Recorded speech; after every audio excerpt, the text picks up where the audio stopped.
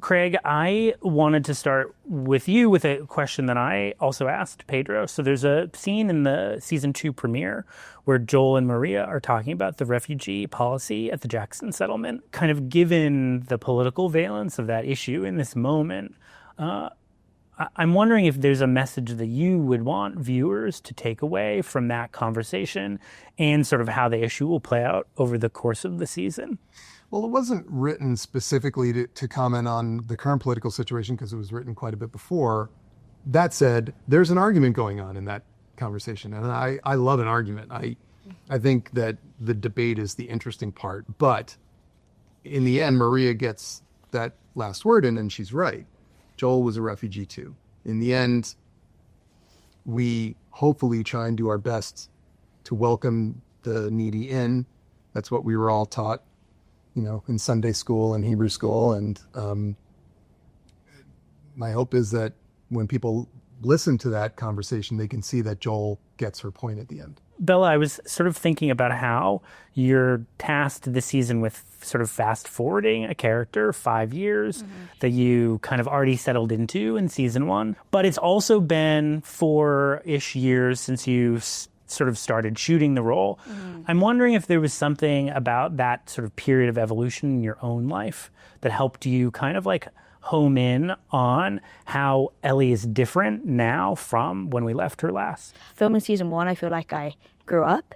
And then again, through filming season 2, I feel like I grew up again in different ways. And so, I mean, there's nothing specifically that I can say that informs the Ellie's growth, in parallel to my own life, but it's more just like I grew up and she grew up, and so it just made sense. It just worked. Isabela and Young, you sort of have the opposite challenge.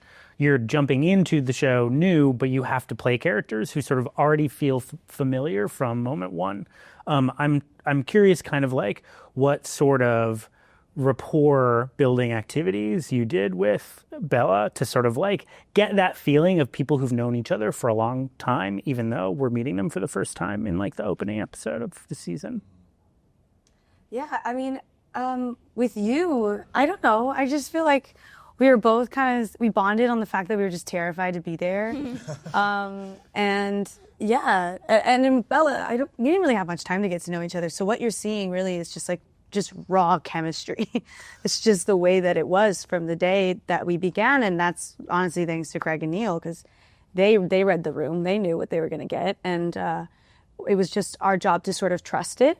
And I didn't know how Bella would be like as a co-star. And I feel like I'm not just saying this, like I really got the dream scenario. You're so peaceful to be around. And I know I'm not, but I hope I was fun to be around. You were very fun. You are a riot. Yeah. Okay. I will write it just down. to add on to what Neil and I felt really good about casting these guys. But it is a guess. You always make a guess. We were guessing when we cast Bella. We were guessing when we cast Pedro. All of it is a guess. And the guess is as educated of a guess as you can make. And so much of it is not just like, okay, this person's a great actor. There are a lot of really good actors, but also, is this a good person? Because we go through this insane process to make the show. It is grueling, and it is long, and it is difficult. And I ask these guys to go through emotions all across the spectrum. And then there's that first moment where I have these two together for the first time and these guys together for the first time. And you sit back after take 1 and you go, we're going to be okay. And it was more than okay. It was amazing. How did you feel, Young? Well, Bella and I, we rode a seaplane We did. before we started the shoot. Really? When you're on a small, tiny plane like that, you have no choice but to get a little closer. The feel is somewhat precarious. And then also the writing informed a lot of the relationship. And then when you put in the hours on set together, through literal rain and shine, with good energy, it comes together. So We got really comfortable. really Yeah. cool. With the time that we have left, I just want to ask you all one question that I asked Caitlin. This is a spoiler-free zone. We don't reveal spoilers in this room. So for those of you who are in the cast, the intensity of protecting spoilers from getting out, on a scale from 0 to 100, how does it compare to other projects that you've done in the past? I mean, Caitlin said 200 in fairness. So Fair. Yeah, for Caitlin specifically, yeah, I'd imagine. I would say I'll give it a solid 70.